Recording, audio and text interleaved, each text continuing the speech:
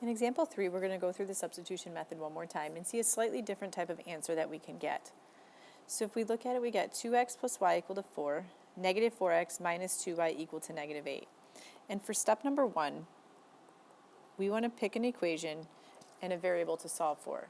So if I take a look at my variables, I have a 2 in front of that x, I have a 1 in front of that y, and right away, that's the one I'm going to solve for. Anytime I find a variable with a coefficient of a positive 1, that's going to be my best choice to choose a variable.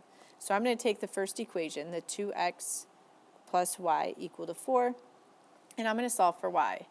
To solve for y, I'm just going to subtract the 2x over to the other side, and I get y equals 4 minus 2x, and I'm going to put my box around here.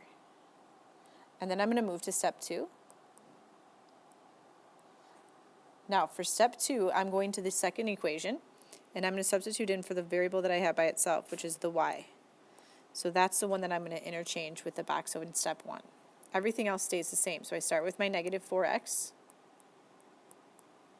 minus 2, and then I see that box, and inside the box goes the 4 minus 2x. Coming back here, then I still have my equal sign and my negative 8.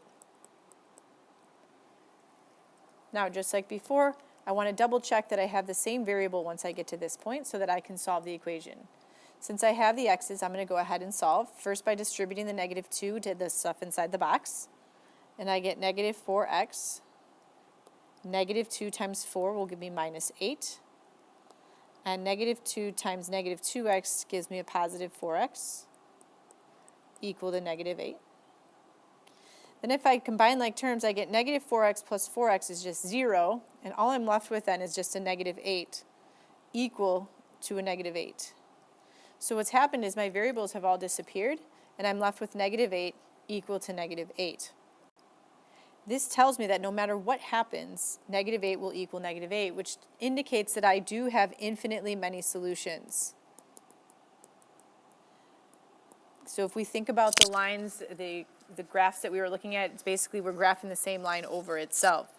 And so to do our answer for this,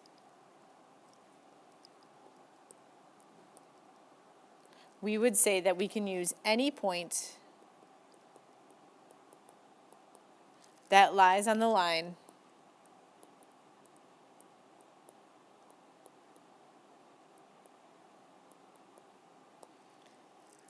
two x plus y